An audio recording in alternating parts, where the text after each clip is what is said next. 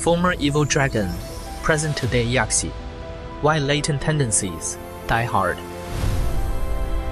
Welcome to this edition of Deep Dive Illustrated.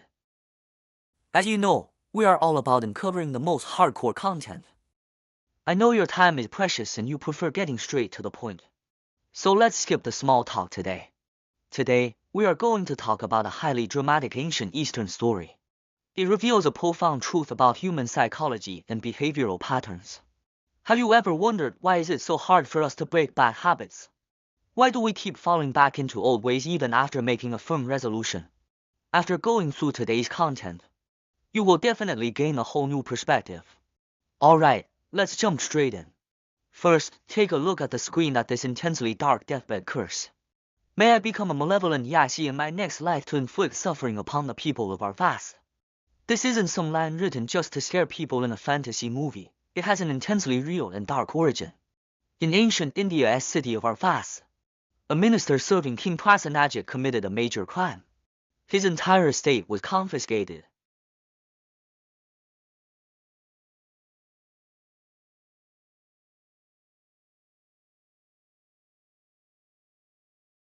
Trapped in extreme hunger and cold, he met a tragic end.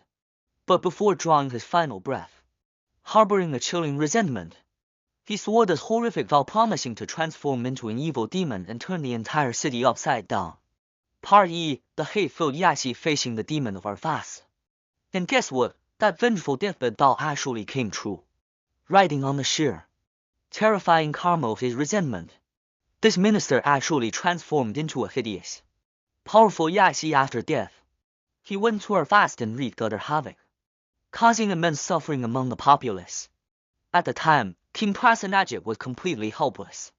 Neither his men nor his army could defeat the supernatural monster. Left with no choice, the king personally went to seek the Buddha's help.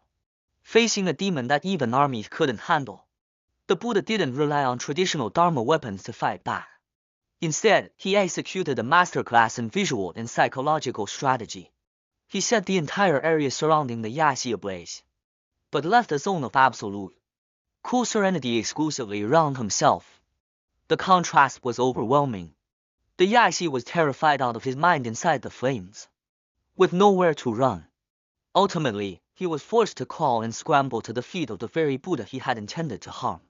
Seeking refuge, looking at the terrified Yaksi before him, the Buddha delivered a masterclass in psychological intervention. Step E, a stern warning: you fell into hell precisely because you accumulated bad karma in the past. Now you return after death to harm others. If you keep going like this, your future fate will only be 10,000 times worse. Step R, profound repentance guided by the Buddha's balanced approach of sternness and grace. A deep chord was struck within the Yaksi. He experienced a heart-wrenching remorse for his past actions. Step 3, a complete 180-degree turn. Not only did he completely let go of his hatred, but he also converted on the spot, took the precepts, and vowed to turn his life around to become the city's guardian protector from that day forward. But the story doesn't end here. Welcome to our second part. Part R, the preceding life of the tamed dragon. Just as the monks in the city were enthusiastically praising the Buddha and marveling at his power to transform and save all of Arthas, the Buddha dropped a bombshell with remarkable composure. He revealed that this was no sudden miracle. In fact, this play of subduing and being subdued had already played out in a distant past life. Story within a story, back in the era of King Brahmadatta, the deer park of ancient India was facing total doom. A ferociously brutal, human-eating dragon had appeared, and the city's population was on the verge of being wiped out. The king dispatched his 4 elite military divisions to eliminate it. The result, the total dimensional strike all military force against the dragon, was like paper against fire. The entire kingdom plunged into deep despair. Just when everyone thought they were doomed, the most unlikely hero stepped forward. He was an untouchable youth of extremely low social status in the local area. Yet, this unremarkable boy felt deep compassion for the suffering populace and decided to stand up. His parents were terrified. They held him back tightly, telling him the dragon was too fierce and that going would be suicide. Without even blinking an eye, the youth went forth without a single soldier, dropping a fiercely confident line. I have put on the armor of great compassion. No adverse condition shall harm me. barehanded, carrying nothing but pure compassion. He walked toward the fierce beast. Such courage commands absolute respect.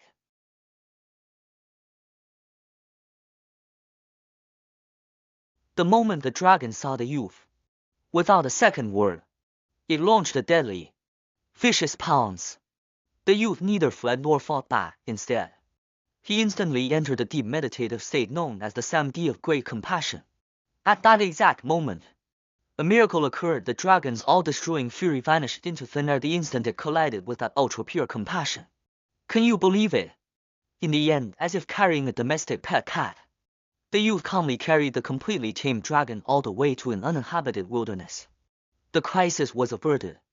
King Brahmadatta was thrilled and wanted to shower the youth with gold, silver, treasure, and high-ranking official posts. But the youth simply waved them off, declining everything. He put forward a single condition: the king and all the people must henceforth practice the 10 virtuous actions requiring everyone to live a life of high morality and kindness, refraining from killing, stealing, and other misdeeds. You see, he didn't just physically subdue the external dragon, he sought to purify the inner hearts of the entire nation from the very source. This perfectly demonstrates the profound, interconnected timeline of karma and cause and effect. We can clearly map out 3 profound connections spanning across years. In the ancient era of Kayapa Buddha, these the souls were actually companions who jointly held religious precepts. Transmigrating to the era of King Brahmadatta, they became the low-caste youth and the evil poison dragon. Arriving at the era of King Prasenajit, they are the Buddha and the vengeful Yaksi. That's right, the youth who subdued the dragon with compassion was the Buddha's former life.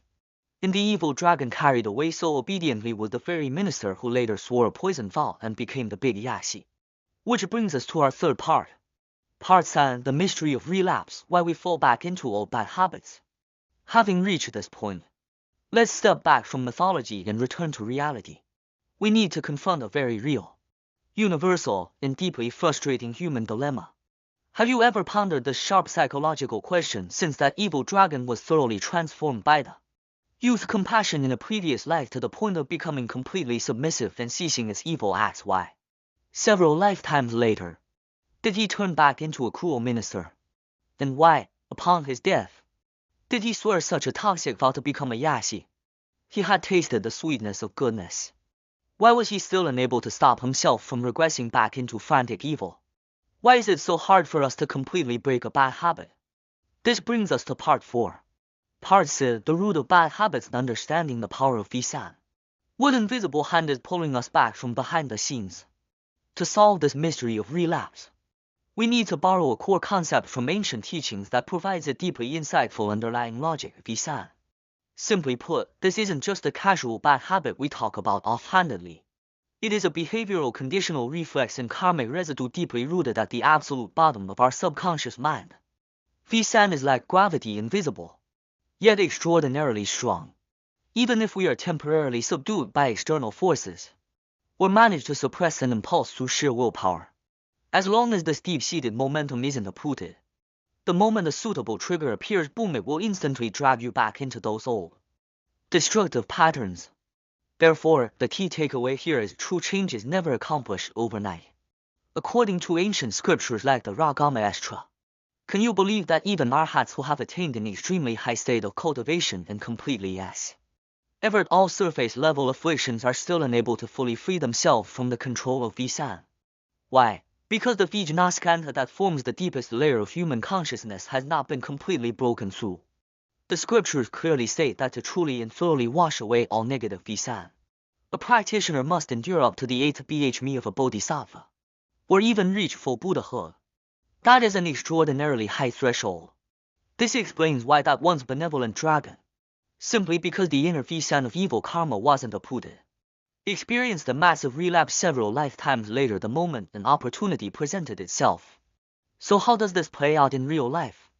Let me tell you, residual Visan is incredibly sly.